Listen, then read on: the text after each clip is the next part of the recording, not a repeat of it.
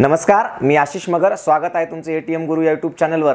आणि आज आपण शिक्षणाशी संबंधित एक असा विषय घेऊन आलेलो आहोत की जो आपल्याला समजून घ्यावा लागेल की अमेरिका इतका श्रीमंत का देश आहे, भारत का थोडासा त्यांच्यापेक्षा मागासलेला आहे. अमेरिकेचा जर विचार केला तर अमेरिका ही जगातली सर्वोत्कृष्ट महासत्ता असं म्हटलं जातं किंवा सर्वोत्कृष्ट इकॉनॉमिक त्याचं हे आहे, स्ट्रक्चर आहे.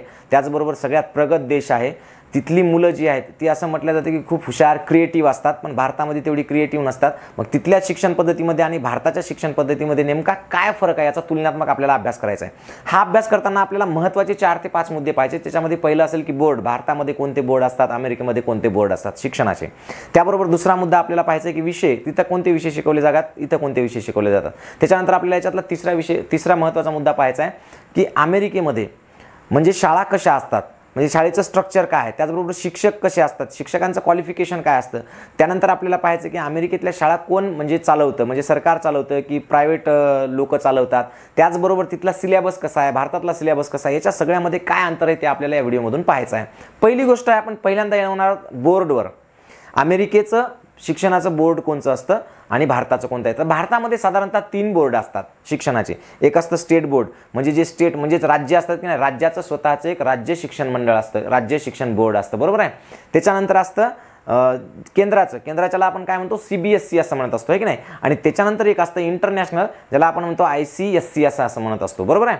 म्हणजे हे 3 जे बोर्ड असतात. तर याचे 3 बोर्ड असण्याचं कारण काय भारतामध्ये, कारण प्रत्येक राज्याची संस्कृती वेगळी आहे, प्रत्येक राज्याची भाषा वेगळी आहे, प्रत्येक राज्याचं एक स्ट्रक्चर एज्युकेशनल वेगळं आहे. म्हणून त्याच्यामुळे आपल्याकडे 3 बोर्ड आहेत. त्याच्यामुळे नुसतं कन्फ्युजन असतं. कोणी म्हणतं मग आपण स्टेट बोर्डमध्ये टाकायचे मुलं का, मग CBSE टाकायचे का ICSE टाकायचे. मग याच्यामध्ये सुद्धा मग गव्हर्नमेंटच्या शाळा की प्रायव्हेट शाळा अशी भानगड चालू राहते. पण अमेरिकेमध्ये असं नाही. अमेरिकेतल्या सगळ्या राज्यांमध्ये आणि सगळ्या संपूर्ण देशामध्ये केंद्र सरकार एकच अभ्यासक्रम तयार करतं आणि सगळ्यांना देऊन टाकतं, सगळ्यांना तोच अभ्यासक्रम राबवायचा असतो. त्याच्यामुळे अमेरिकेमध्ये अशा प्रकारचे बोर्ड्स नसतात. एकच अभ्यासक्रम संपूर्ण देशाला, त्या देशातल्या सगळ्या राज्यांना, त्या सगळ्या देशातल्या राज्यातील जिल्ह्यांना सगळ्यांना एकच सिलेबस लागू असतो. हे झालं महत्त्वाचं. दुसरं आता इथं विषय असा आहे की अमेरिकेमध्ये नेमकं कोणतं विषय शिकवतात आणि भारतामध्ये साधारणतः जर आपण विचार केला तर आपण काय काय शिकतो. आपण शिकतो गणित, आपण शिकतो सायन्स म्हणजेच विज्ञान, आपण शिकतो जनरल स्टडीजमध्ये काय काय असतं, इतिहास असतो, भूगोल असतो, राज्यशास्त्र असतं, त्याचबरोबर पर्यावरण असतं, ह्या सगळ्या गोष्टी असतात. आणि त्याच्यानंतर आपण शिकतो भाषा. तर भारतामध्ये जर विचार केला तर भाषा 3 शिकावं लागतात आपल्याला. पहिली भाषा, आपण ज्या राज्यात राहतो त्या राज्याची राज्यभाषा, म्हणजे जसं आपण महाराष्ट्रात राहतो तर मग आपल्याला मराठी शिकावं लागते, म्हणजे मराठी भाषा अभ्यासक्रमाला असते. त्याचबरोबर राष्ट्रीय भाषा हिंदी आहे म्हणून हिंदी अभ्यासक्रमाला असते. त्याचबरोबर इंग्रजीला खूप महत्त्वाचं आहे आपल्या, म्हणून इंग्रजीसुद्धा कंपल्सरी असते. म्हणजे अशा 3 भाषा आपल्याला इथं शिकावं लागतात. अमेरिकेमध्ये असं नाही. अमेरिकेमध्ये एकच भाषा शिकावं लागते तुम्हाला, इंग्रजी, आणि त्याच्यासोबत तुम्हाला असतं गणित, सायन्स आणि जनरल स्टडीज. मग तिथं सुद्धा जनरल स्टडीजमध्ये इतिहास असेल, भूगोल असेल, राज्यशास्त्र असेल, हे सगळे विषय असतात. आणि भाषा मात्र एकच शिकायची असते. त्याच्यामुळे आपल्याकडच्या 3 भाषा शिकावं लागतात, तिथं ते कमी आहे. आता त्याच्या पुढे जाऊन जर पाहिलं आपण तिथलं शाळांचं स्ट्रक्चर आणि भारताचं स्ट्रक्चर, किंवा इथले शिक्षक आणि तिथले शिक्षक कसे नेमतात, त्यांचं शिक्षण काय झालेलं असतं.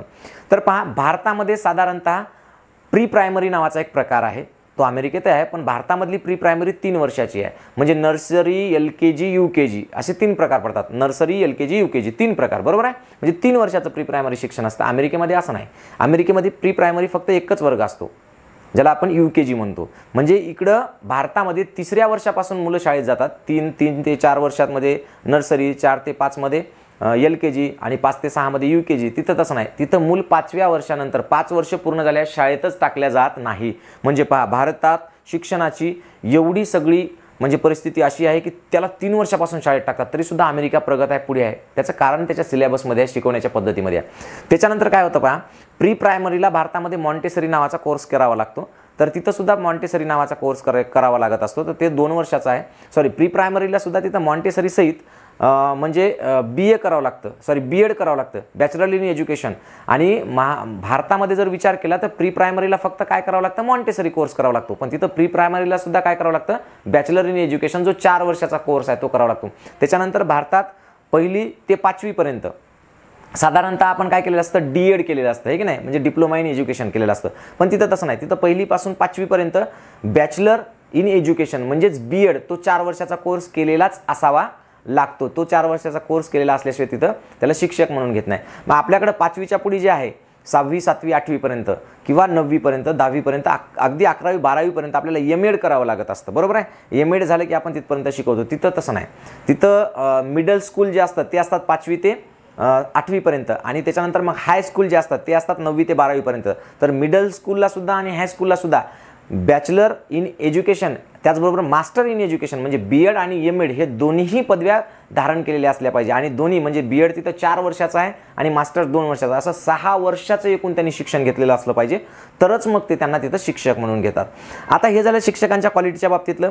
त्याचबरोबर हे झालं तिथल्या शाळांचं स्ट्रक्चर. जसं की इथं स्ट्रक्चर कसं आहे, पूर्व प्राथमिक 3 वर्ष, त्याच्यानंतर मग 1ली ते 5वी, नंतर मग 6वी ते 8वी, नंतर मग 9वी ते 12वी. तिथं 1ली ते 5वी हे सगळं प्री प्रायमरी आणि प्रायमरीमध्ये येतं एकत्रच. एक म्हणजे पहिलीपासून 5वीपर्यंत, त्याच्यासोबत एक UKGचा वर्ग, बरोबर आहे. त्याच्यानंतर येतं 6वी ते 8वी आणि त्याच्यानंतर येतं 9वी ते 12वी. अशा प्रकारचं स्ट्रक्चर आहे. याच्यानंतर आपण जर मेथड पाहिली, अमेरिकेची मेथड आणि भारताची मेथड, तर भारतामध्ये काय घोकमपट्टी म्हणजे पाठांतर इतकं जबरदस्त प्रमाणात करावं लागतं की काही विषयच नाही. आणि भारतात शिकवले जाणारे सगळे विषय थेरॉटिकली शिकवतात. म्हणजे आपण काय करतो, धडे वाचतो, त्याच्यातले व्याख्या पाठ करायला सांगतो, त्याच्या खालच्या प्रश्नाची उत्तरं पाठ करायला लावतो. आणि मग जर आपण अमेरिकेचा विचार केला, समजा आता आपल्या इथं 4थीला एक सुरवंट नावाचा धडा आहे, सुरवंटाची अळी होणे म्हणजे विज्ञानचा धडा आहे की सुरवंटापासून अळी कशी तयार होते, मग ते सुरवंट किती दिवस अळीमध्ये राहतं, किती दिवस अंड्यामध्ये अंडे किती दिवसाचे असतात, मग अंड्यापासून अळी किती दिवसात होते, मग अळीपासून ते कोश जो म्हणतो ना आपण, कोसला तयार होतो ना, त्याला आपण म्हणतो कोशावस्थेमध्ये किती दिवस राहतं, त्याच्यानंतर मग ते फुलपाखरू कसं होतं. तर हे आपण काय करतो, एकाच धड्यामध्ये दिलेलं आहे, एकाच धड्यात शिकून मोकळं होतो. अमेरिकेमध्ये असं नाही. अमेरिकेमध्ये काय करतात की मुलांना कोश ते दिली जातात, म्हणजे ती सुरवंट दिली जातात, म्हणजे त्या अळ्या आणून दिल्या जातात. त्या अळ्या विशिष्ट ठेवण्यासाठी शासन त्यांना डबे म्हणजे त्यांची घरं पुरवतं, सगळं शासन देतं बघा तिथं. आणि मग त्याच्यामध्ये ती अळी ठेवल्या जाते आणि मग तो महिनाभर 1.5 महिना प्रयोग चालतो. ते रोज येतात, त्याचं 5-10 मिनिटं निरीक्षण करतात, काय निरीक्षण आहे काय नाही, त्याच्या नोंदी लिहून ठेवतात. मग जेव्हा ते महिन्याभरानंतर किंवा 21-22 दिवसानंतर त्या कोश निघतो, ते सगळं त्याच्यामध्ये निरीक्षण केलं जातं. त्याचबरोबर समजा भारतामध्ये जर एखादं आपण झाड किंवा रोपटं शिकवत असेल किंवा बीजांकुरण शिकवत असेल, तर आपण एकाच धड्यामध्ये शिकवतो की अशी बीज जमिनीमध्ये गाडायचं किंवा पुरायचं किंवा जमिनीमध्ये लावायचं, त्याच्यानंतर त्याला पाणी घालायचं, नंतर मग त्याला कोंब येतात, हे होतात ते होतात आणि एखादं चित्र दाखवतो. अमेरिकेमध्ये असं नाही. अमेरिकेमध्ये प्रत्येकाला तिथे एक काय म्हणतो आपण त्याला कुंडी दिल्या जाते, त्याच्यामध्ये त्यांनी प्रत्येकाने एक झाड लावायचं आणि मग त्या झाडाचं महिनाभर सतत निरीक्षण करायचं की किती दिवसानंतर कोंब निघले त्याला, किती दिवसानंतर पान लागले त्याला, किती दिवसानंतर त्याचं रोपटं तयार झालं आणि मग त्याच्या नोंदी तिथं ठेवायच्यात.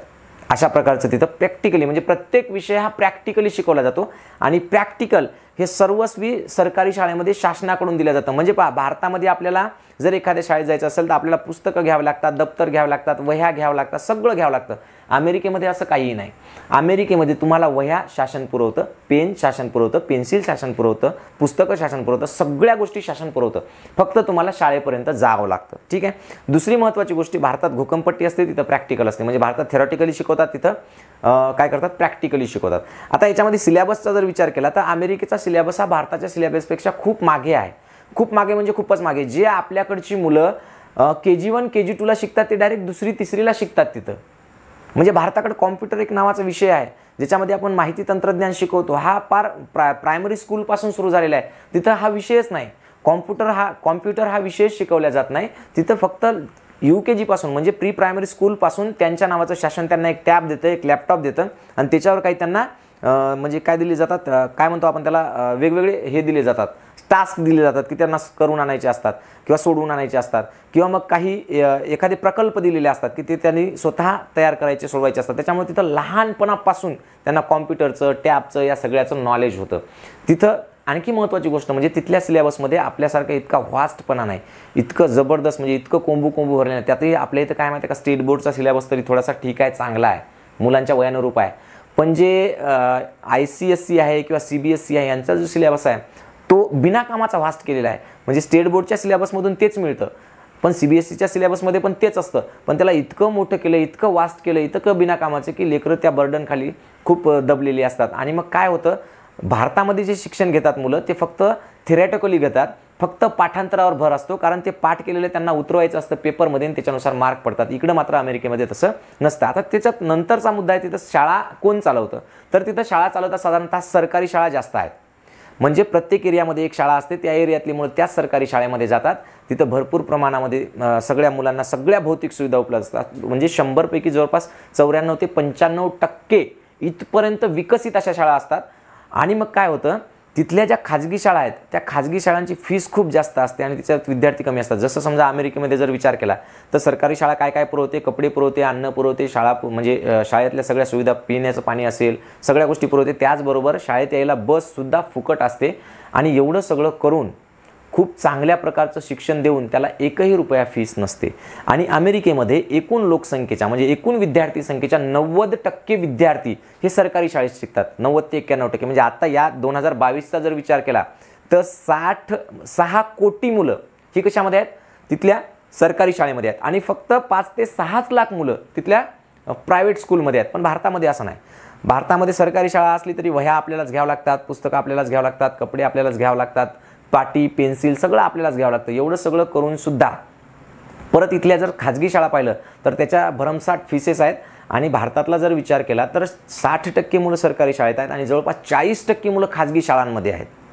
अमेरिकेचा विचार केला तर अमेरिका 6 आपल्या GDPच्या म्हणजे एकूण अमेरिकेचं जे राष्ट्रीय उत्पन्न आहे म्हणजे आपल्या GDPच्या 6.1% शिक्षणावर खर्च करता अमेरिका. आणि भारत नुकताच 2.5 ते 3% येऊन पोहोचलेला आहे. म्हणजे भारतामध्ये खर्च शिक्षणावर खूप कमी आहे. एवढं सगळं असूनही भारतीय विद्यार्थी सक्सेस नाहीत, अमेरिकेचे विद्यार्थी सक्सेस आहेत. तिथली इकॉनॉमी प्रगत आहे, तिथलं सायन्स आणि टेक्नॉलॉजी प्रगत आहे, भारतातलं नाही. का तर त्याच्यामधला एकमेव फरक आहे त्यांच्यापेक्षा आपला सिलेबस मोठा आहे, चांगला आहे, सगळ्या गोष्टी आहेत. फक्त इथं सरकारी शाळांमध्ये त्या सुविधा नाही ज्या अमेरिकेमध्ये आहेत.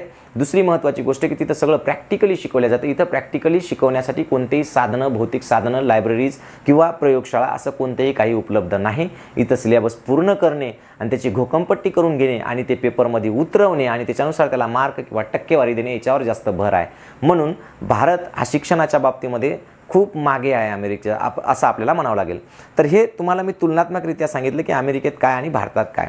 जर तुम्हाला माझा व्हिडिओ आवडला असेल, माझी माहिती आवडली असेल तर नक्कीच लाईक करा, शेअर करा आणि मला कमेंट करून कळवा. म्हणजे मला पुढच्या व्हिडिओसाठी काय होईल, जास्तीत जास्त प्रेरणा मिळेल. थँक्यू, धन्यवाद.